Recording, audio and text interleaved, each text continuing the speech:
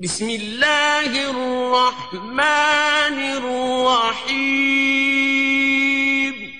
بلکہ آپ نے ایک مرتبہ خواب دیکھا، اور خواب یہ تھا کہ میں مولوی محمد قاسم کو میں نے خواب میں دیکھا، نانوتوی صاحب کو، کہ وہ دلہن بنی ہوئی ہے اور میرا ان کے ساتھ نکاح ہو رہا ہے۔ رشید احمد گنگوہی صاحب کا نکاح قاسم نانوتوی کے ساتھ ہو رہا ہے، اور وہ دلہن کی صورت میں پوری سج دھج کے حضرت کے غرفہ میں تشریف لا چکے۔ خیر، ان کو مبارک ہو، مرد کا مرد سے نکاح۔ یہ صفحہ 251 ہے۔ 251 پر فرماتے ہیں، بسم اللہ الرحمن الرحیم۔ محترم سامعین، آپ نے یہ کلپ سنا، توصیف زیدی ہر بات پر دھوکہ دے رہا ہے، جھوٹ بول رہا ہے۔ شاید اس کو اپنی موت یاد نہیں ہے، اور یقیناً یاد نہیں ہے۔ جس کو اپنا مرنا یاد ہو وہ کبھی ایسا ظلم نہیں کیا کرتا۔ سامعین، آپ بھی سن کر حیران تو ہوئے ہوں گے کہ یہ کیسا خواب ہے، اور پھر سب سے بڑھ کر جس انداز میں بازاری زبان اس نے استعمال کی اور بازاری تبصرہ کیا، اس میں آدمی اور بھی حیران ہو جاتا ہے۔ سامعین، ایسی کوئی بات نہیں۔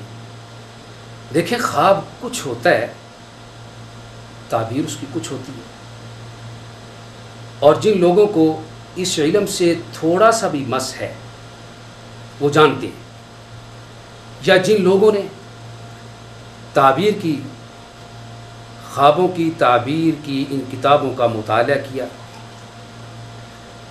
یا معبرین کے پاس بیٹھے، ان کو اندازہ ہے۔ یا ایسے لوگ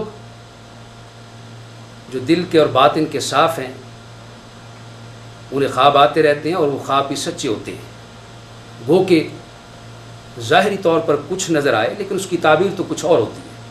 میں اس بحث میں نہیں جانا چاہتا، ورنہ میں آپ کو بہت ساری مثالیں قرآن پاک سے، احادیث سے، اور تاریخ اسلامی سے، اور امت کے اکابرین سے پیش کر سکتا ہوں۔ اب اس نے جو خواب بیان کیا تذکرۃ الرشید کے حوالے سے، یہ میرے پاس ہے تذکرۃ الرشید۔ اس کا صفحہ نمبر جو اس نے بتایا اور بیان کیا وہ میرے سامنے ہے، 245۔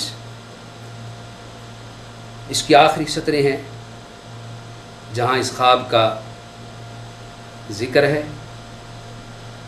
اور سامعین، عجیب بات ہے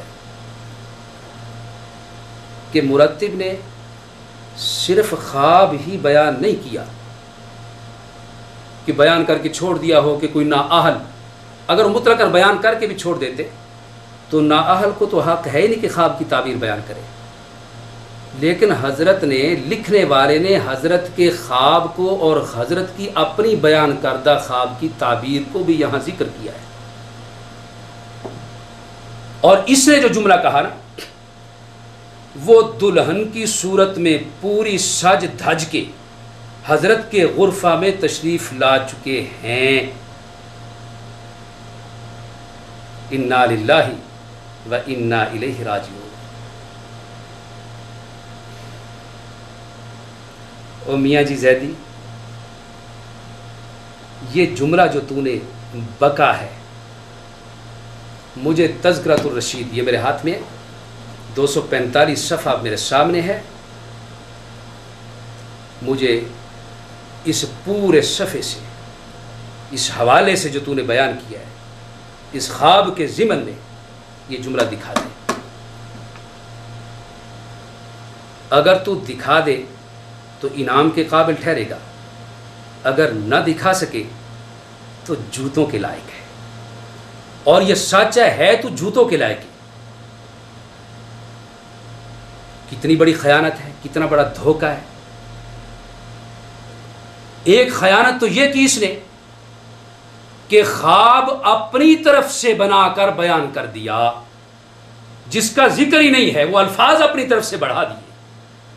یہ تحریف کرنے کا بیڑا اس نے اٹھا رکھا ہے، ہر موقع پر یہ تحریف ہی کیے چلا جا رہا ہے، تحریف ہی کیے چلا جا رہا ہے، حتیٰ کہ خواب بھی اس کی تحریف سے نہ بچ سکے۔ اور دوسرا اس نے ظلم یہ کیا، دھوکہ یہ دیا کہ جب اس خواب کی تعبیر وہیں پہ لکھی ہوئی موجود ہے، وہ کیوں بیان نہ کی؟ کیونکہ اگر وہ بیان کرتا تو اس کا مقصد پورا نہیں ہوتا تھا، اور اس کا مقصد کیا ہے؟ شر پھیلانا، فتنہ پھیلانا، شیطانی کرنا، شرارت کرنا۔ تعبیر یہ لکھی ہوئی بالکل ساتھ ہی۔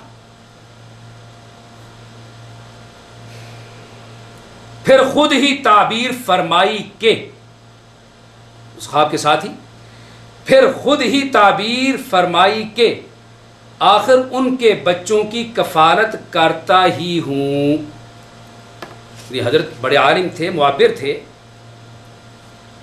وہ تعبیر بھی سمجھ گئے کہ اس کا مطلب یہ ہے کہ میں حضرت کی وفات کے بعد ان کے بچوں کی کفالت کر رہا ہوں۔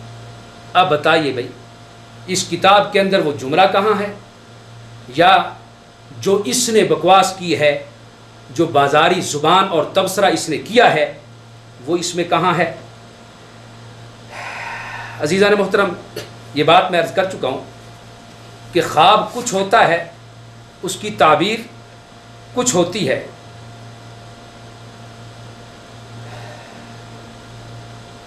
اس میاں جی زیدی نے کتنے جرم کیے ہیں، وہ زیدی کتنے جرم کرے گا، تو کتنے جرموں کا ارتکاب کرے گا۔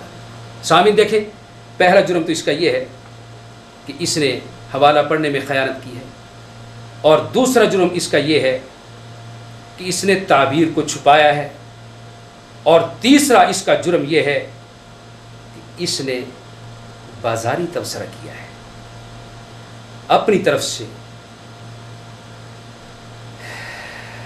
غیر مقلدو، تمہیں یہ لوگ کہتے ہیں ہر وقت کہ جی ہم بس قرآن حدیث، حالانہ یہ جھوٹ بولتے ہیں۔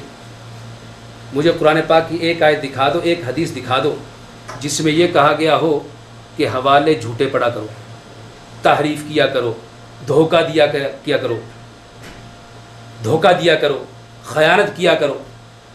کوئی ایک آیت، کوئی ایک حدیث دکھا دو۔ بخاری شریف میں ایک حدیث ہے اور اس کا مصداق یہی ہے، اذا لم تستحی فافعل ما شئت۔ ہاں، کہ جب تو بے حیا ہو جائے تو پھر جو تیرے جی میں آئے وہ کرتا رہے۔ بے حیات اوباش جو اس کے دل میں آئے گا، ضمیر میں آئے گا، وہ کہتا چلا جائے، چونکہ اس کی شرم و حیا تو ختم ہو چکی ہے نا، فنا ہو چکی ہے۔ ہاں، یہ فنا فی اللہ تو نہیں ہو سکتے، البتہ بے حیائی اور بے شرمی میں فنا ضرور ہو سکتی ہے، جیسے یہ ہو چکا ہے۔ عزیزان محترم، میں پھر آپ کی توجہ دلاؤں گا، اس کے یہ مشرا اور غترہ کو نہ دیکھو، یہ اندر اور باہر سے سیاہ ہے بالکل۔ سچ ہے لا مذہب کے تن پر جہل کی پوشاک ہے، اس کی عقل و فکر برسوں سے بہت بیمار ہے۔ عزیزان محترم، اس کا حال کیا ہے؟ بقول شاعر، بڑے جس سے نفرت وہ تقریر کرنی ہے، بڑے جس سے نفرت وہ تقریر کرنی ہے، جگر جس شک ہو وہ تحریر کرنی ہے، یہ عالموں کا غیر کر دو، یہ عالموں کا تمہارے طریقہ، یہ عالموں کا تمہارے طریقہ، یہ رہبروں کا تمہارے سلیقہ،